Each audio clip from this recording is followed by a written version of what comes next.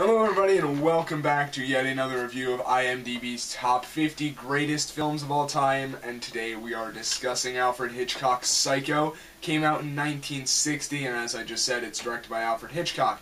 Stars Janet Leigh, Anthony Perkins, and Vera Miles, and the story is about Janet Leigh's Marion Crane. She is a secretary for a company. It's never really disclosed what this company is, but she steals $40,000 from them, which is equivalent to like $300,000 today, so she takes a lot of money, and she is now on the run from this company, and she ends up at the Bates Motel, and the Bates Motel is a very run-down, very shady place, run by a really awkward young man played by Anthony Perkins named Norman Bates. And it's basically about the relationship that develops between these two characters, and things go south very fast. First off, I just want to say that this is an excellent film, and it's completely timeless. This is a movie that can never be remade, although people have tried. More on that later. And this is really a movie that everyone should see, or everyone should have at least heard of at this point in their life. It's 2015. This movie is now, is 55 years old at this point.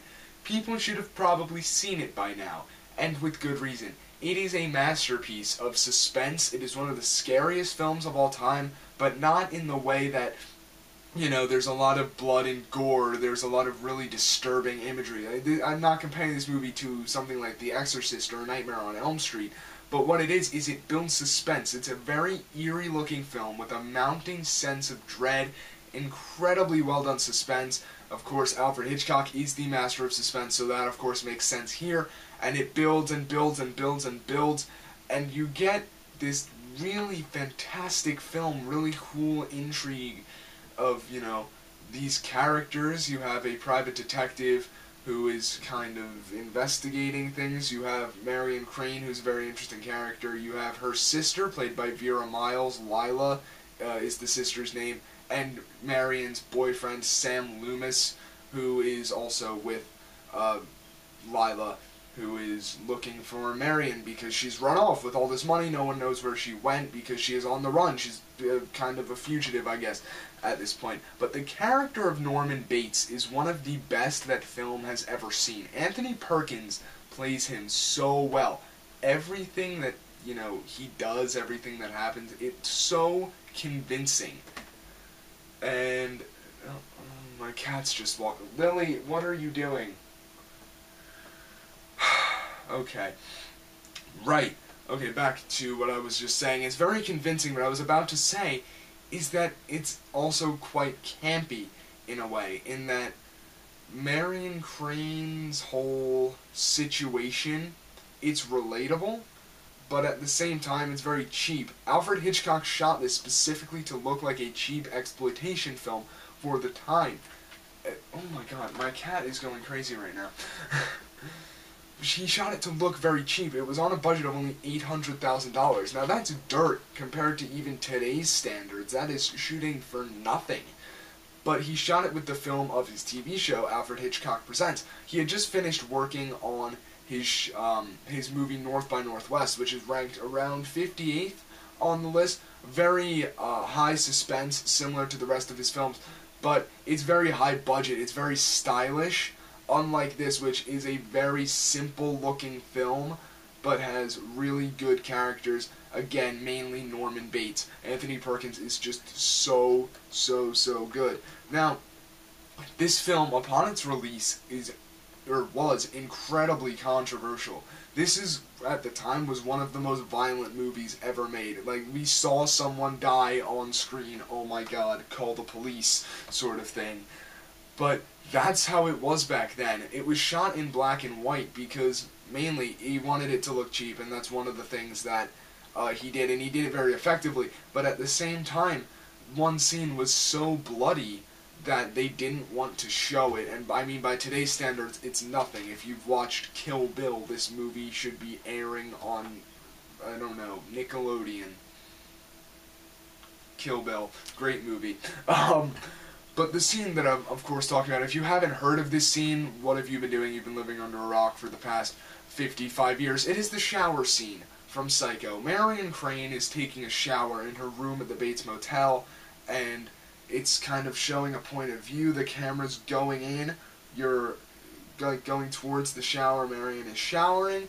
The shower curtain comes open. The really high-pitched violins start playing. You know, you've heard it. You see him with, or you see someone with a knife, right? You see someone with a knife. You don't see their face. You don't see, you know, you just see them. You see a silhouette with the knife, and she's screaming, and he stabs down. You see the hand move, going in with the knife. You see blood in the shower going down into the drain. Funny enough, the blood was actually chocolate syrup because it showed up better on camera. It contrasted more with the white porcelain tub.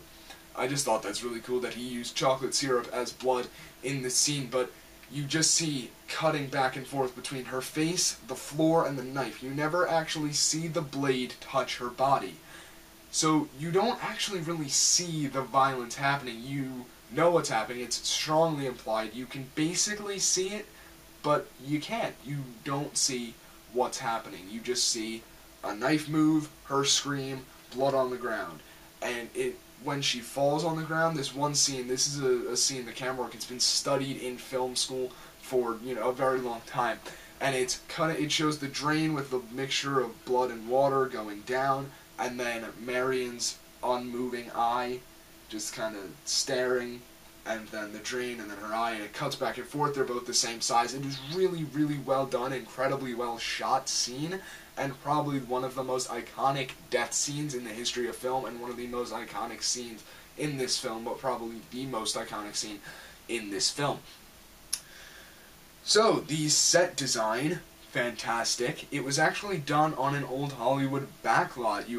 The set is very simple. You have just a little motel and a house. It's more of a mansion, but it's very run down. And that is where Norman lives with his borderline abusive mother, who we just know as Mother or Mrs. Bates. You don't ever actually see her. You know, you hear her. You know, I am spoiling some stuff. For example, Marion dies a third of the way into a movie. Oh my gosh, if you don't know that, then what have you been doing with your life? You should know this by now. It was unheard of, though, at the time, for someone to kill off the main character, the person that is taking up, you know, 60% of the space on the poster, for the film to just kill them off a third of the way through. If they killed off Aragorn, right, like a third of the way through Return of the King, which, spoiler warning, doesn't happen, that would just be unheard of. You have this, you know, he's on the poster, and there you go. It's like putting Sean Bean on the poster to a movie. Right. So, it's, again, as I said earlier, the film is absolutely timeless. It has been attempted to be remade, and there were actually some sequels that starred Anthony Perkins. In fact, there were 3. Yes, Psycho 4 actually exists, and it still has a higher rating on IMDb than the 90s remake in color. It's a shot-for-shot remake in color. Literally shot-for-shot. However, it stars Vince Vaughn as Norman Bates, who...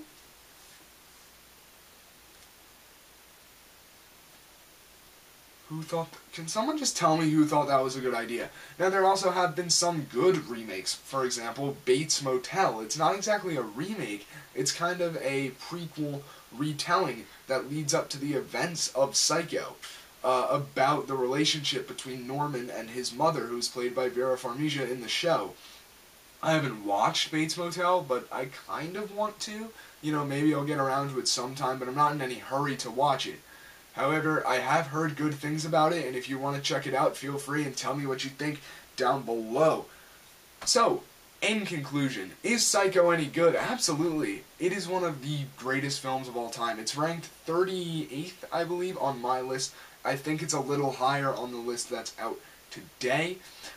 If you have not seen this movie yet, please go and check it out. Do yourself a favor and check it out. Is it deserving of its placement on the list? Absolutely. In fact, I think it might even be a little higher. This is the highest ranked Hitchcock film on the list, and there's only 2 Hitchcock movies in the top 50, which is Rear Window and Psycho. However, Vertigo is around 60 or 70, which I will get around to reviewing eventually. So anyway, guys, that is my thoughts on Psycho. I hope that you guys enjoyed this review. I really enjoy doing these. Next week, we are doing Spirited Away, which will be an interesting review. If you aren't familiar with the film, which I know I wasn't until very recently, I'm looking forward to talking about that. And as always, guys, make sure that you give a like, comment, and subscribe down on below, and I will see you in the next video. Adios.